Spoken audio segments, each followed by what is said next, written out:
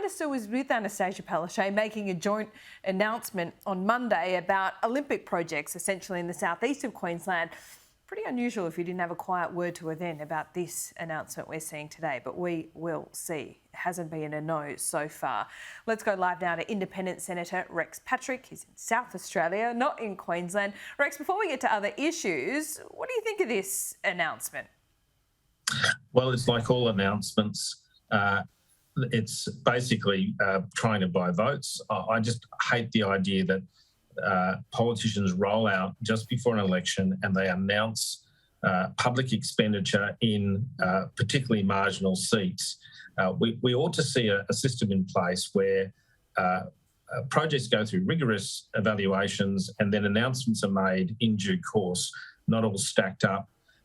The bottom line is when you're making announcements like this, when you're pork barreling, you're trying to buy votes, and that's political corruption. End of story. Wow. Political corruption is a big call. Of course, with a project like this, spending billions of dollars, he wouldn't be doing it without seeking a mandate. So there's that. Oh, look, people can seek a mandate, but what we see is politicians, particularly Scott Morrison, Anthony Albanese is no different. It's been revealed that they're both targeting marginal seats. There are people that live in safe seats that need infrastructure, that need projects in their seats, but they don't get them because this is all about trying to sway people to vote, and that's about trying to get advantage for for politicians for themselves to make sure they stay in power, to make sure they continue to earn the nice salaries that they earn. So I just think we should have a much more regular process for the consideration of projects and the announcement of projects.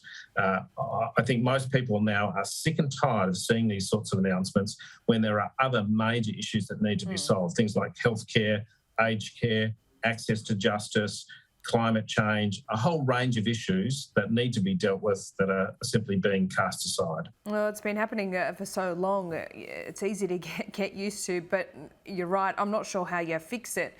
But this all comes down to a campaign and promises being made. And you're right, they are overwhelmingly in marginal seats. Can I ask you about what's been discussed? And you're broadly supportive of this, and that is freezing the fuel excise or tinkering with it some way to really ease that pressure at the Bowser. Why is this a good idea? Wouldn't it be a bit of a structural budget problem? Look, this is something I called for back in February, so it's interesting that it was rejected back then. Now it's being considered, and sometime next week in the budget, we'll see that the Prime Minister owns the idea. We need to help people who are struggling with cost of living, people who are struggling with the cost of groceries, the cost of rent, which is rising, the potential cost of repayments on properties as interest rates start to rise because of inflation driven by fuel costs.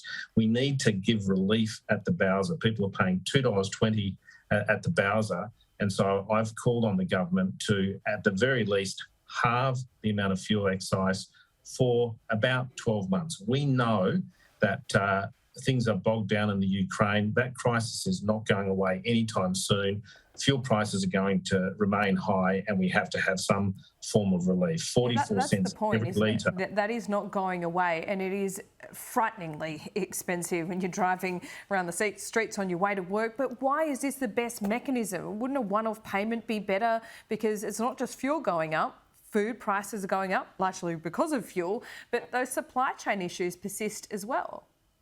And that's why you need to target fuel directly. 44 cents in every litre goes to the federal government, to consolidated revenue. And if you relieve directly at the fuel Bowser, that relieves all of those costs for families.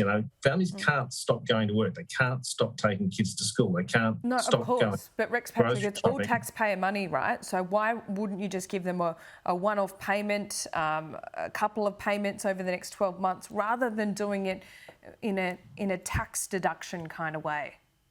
Well, it's about reducing the cost at the Bowser, which is the very thing that you're trying to reduce. Just handing out money to people is not effective in my view. We want to target the problem. The problem here is high fuel prices. And look, it will cost the budget, but the penalty if we don't is that we end up with high inflation and we end up stalling the economy. The Prime Minister, you can just see him. He's rolling around announcing billions upon billions of dollars, again, in order to win votes. He had a $16 billion war chest of unannounced projects that were in MAEFO. And that money should instead be spent on a $6 billion cut to fuel excise. Okay, we'll see what happens. Rex Patrick, thank you.